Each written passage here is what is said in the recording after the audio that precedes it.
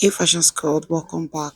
Today we'll be learning how to cut this Keyhole multicolored dress. I don't know. Yeah, that's what we'll call it.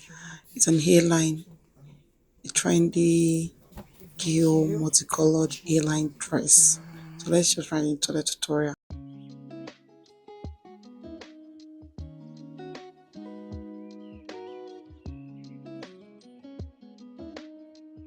I'm gonna talk much about the down part, the keyhole side of the multicolored, but I'll just run through a bit of the upper bodice. So I'm gonna write this mark a starting point, and I'll go ahead now and mark the shoulder measurement of this person. For this one, the shoulder measurement is 8 inches, but I made it 7 inches because it is sleeveless.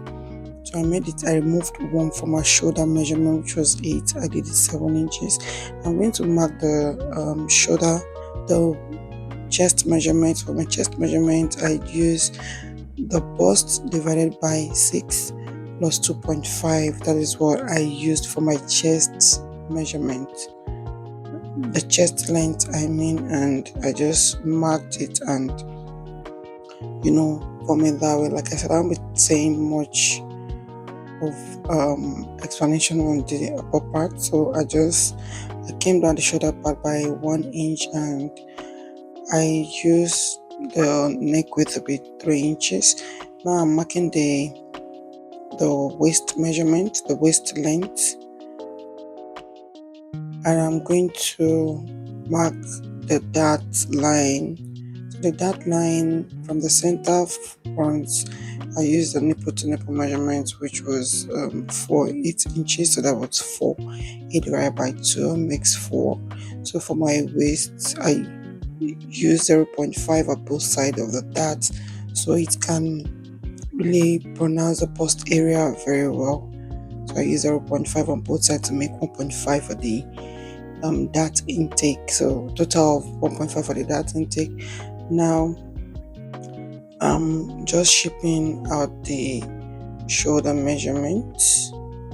So I mark the middle point, and you go and look at what I did. It's actually self-explanatory, but I just try a bit to give a bit of explanation. I'm marking the bust area and adding the same allowance to that place. So now I'm going to just connect them together. So when I was done at the waist area, I want to come up by 1 inch. My front waist measurement is 7.5, but the back is 16.5. So for the back length to match with the front length, I'm coming up by 1 inch at that point. But if you don't want to do that, you can always do a bust dart, and that is what I'm doing here. I mark the bust point, I drew it out, and then I came down by the length. So I deducted the length of the back from me. That is 1 inch is different, and from that line I came in by 1.5, and then I drew that. Kindly like and share. Follow me for more explanation on what I just did. I'm going to put on a post or link in the comment section, so you can just follow up on this that I'm doing the post so you can learn more of it. So the neck area, I'm just taking it 3 inches by 3 inches, the wideness 3 inches, and the depth 3 inches. I'll go ahead and cut it now. And now I was done cutting that, and for the back too, I've noted a starting point. I've marked 1.5 inches for my zipper allowance. I went ahead and marked just exactly where I've marked the front, but the length of the back is 16.5, like I said, and I added 0.5 inches. So that's the only thing.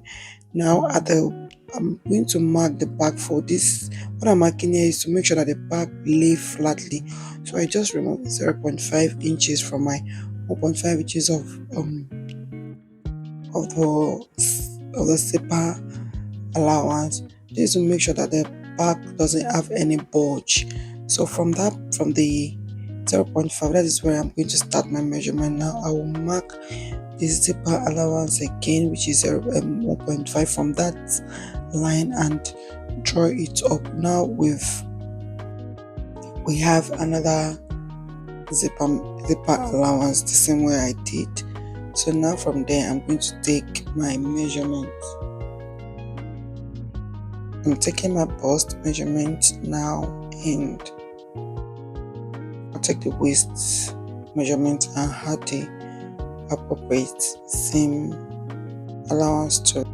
So because of my workspace, I'm going to show us how to cut the down part of the skirt on a mini cardboard paper. So the measurement I used for this that you would use if you are folding the fabric is going to be the hip measurement divided by 2 plus 15 inches. I'll come again, the hip of your client divided by 2 plus 15 inches. That is what I used. You measure it out and then fold it into 2 this way. Now I'm going ahead to mark the hip measurements, the waist measurement, and the knee measurement. I'm marking the knee measurement right now, and that's a floor measurement. I apologize, I thought my camera was taking all the picture, but I'll try to explain bit I can. So I went ahead to mark for the waist measurement and mark for the hip measurement. All the measurement I'm marking are divided by 4. So at my knee area, I'm going to come in by 1.5 inches from whatever thing I have at the hips. Say for instance, my client has hips 46, that is 11.5 at the hips. And when I cut to the knee, I'm going to remove 1.5, and that will give me 10 inches at the knee. So at your knee area, whatever you have at the hip area, you remove 1.5. So for the down part, I measured the hip measurement divided by 4, and then I added about 7 inches to it. So that's what I did at the length, the floor length, the hip measurement divided by 4 plus 7 inches. So now go ahead and mark what I have at the knee to the floor length, and then I do that at the side too. This is to make sure that the side measurement is no longer than the center front measurement. See, so from there I'm just going to cuff it into the center front. We have to measure that to make sure that the side length is not longer than the center front. So I'll go ahead and cut. Now the next thing I'll do to show us how to cut the back of the skirt. Now I'll folded the back. So the back is about, I did the hip measurement divided by 2 plus 20 inches was what I measured, and then when I finished measuring, I folded it into 2. Just as seen, and then I'm just marking out the zipper allowance here. So for this one, there's no tail. If you look at the video, the style I'm making, there's no tail in there, so I'm only adding the zipper allowance for the extension. Now at the hip part, I'm going to extend my hip measurement. I'm going to extend the line out. That's what I'm doing here. Now I'll take a pin and pin it down so we can be able to take our measurement. So at the waist area of the skirt, I'm going to come in by 0.75. I'm going by 0.75 because this person is on the big side. If it says hip to about 40 inches, you use 0.5, but this one is 0.5, and then I added back the 0.5 I came in at the other side. At the hip area, I just measured about 1.5 upward and 1.5 downward. That is why I'm doing it. And at the knee area, I will still come in by that 0.75. I'm doing this, that, and then I'll return the 0.75 back to outside. See the curve? I just call it like a hip bump, like just like bust area, like do a casing for it, and then I'll just extend it outwards.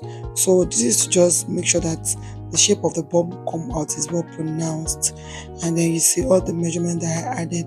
Don't worry, it's going to look funny, but by the time you finish joining, this will make sure that your measurements are not short while shaping the skirt. So this is what, and I'm just cutting it out. For this skirt bum is another tutorial on its own. I'll make a video to make more explanation on this. So I was done cutting here, and now for the our colorful Keyhole fabrics, I was able to get this from the store. I got different fabrics of different colors. I was lucky to get those, so I got all this fabric at the store. Now we'll be using it to cut the Keyhole circle that we have. Now this fabric measure 21 inches by 21 inches, so I'm just folding it as we are saying, and then I'm folding it again, just this way we are saying. So I'll measure what I have as the length of all the folding, and that is what I'm going to fold in at this place too. I used my radius to be 1.5, so I use it to be 1.5, and then the length of the circle, I make it to be about 3.5. I think a total of 5.5 sha. So that is what I'm doing here, 5.5. So the upper part is 1.5 while the down part is 4 inches. So that's what I'm doing. Just mark 5.5 all the way, and then cut off is 1.5 for the radius. So this is what we have. So I've measured out, I've went out to cut everything, and I'm going to take it to the ironing table and iron all the edges. So I'll just fold now and iron all the edges in place. And please, you can make your preferences, you can make it as wide as you want.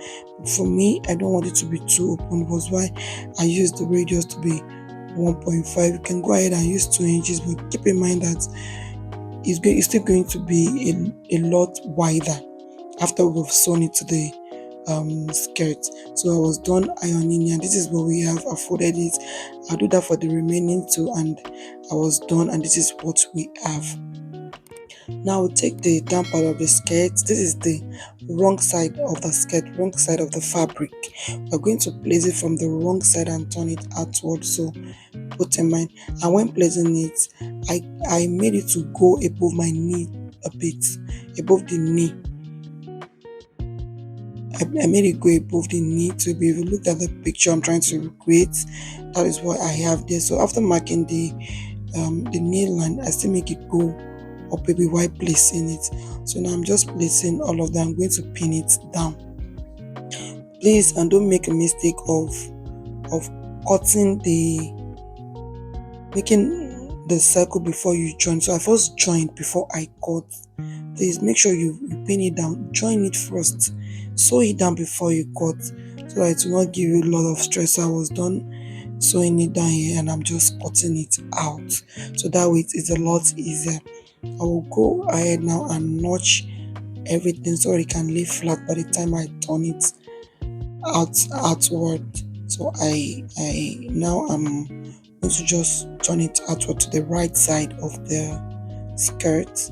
So, and this is what I'm doing here. I'll just still go back to my ironing table and give it a good press again. So if we're going to do this, you have to iron a lot. So if you watch this part, please kindly like, share and subscribe.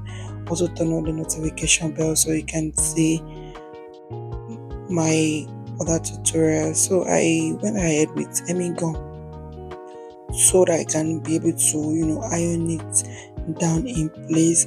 And please, when you iron this way, please make sure you tack after you're done, so that when your clients wear it will not be coming up. I make sure to tack it afterwards. So now I'll just come up with my upper part that I have darted and iron, I've I'll just join it, and then I'll take my bias tape and take the fold in the armhole and the neckline. And after I was done, I went to I've used the bias tape to fold them back into tape everywhere, and this is what we have. This is what we have at the end of it. This is giving. Like, I like that. And at the back, I did a bit of lacing there because my client wanted it this way so that she'll be able to cinch her waist the more. So this is what I did for the back view. I hope you enjoyed this tutorial. Can you give it a thumbs up? Thank you for watching.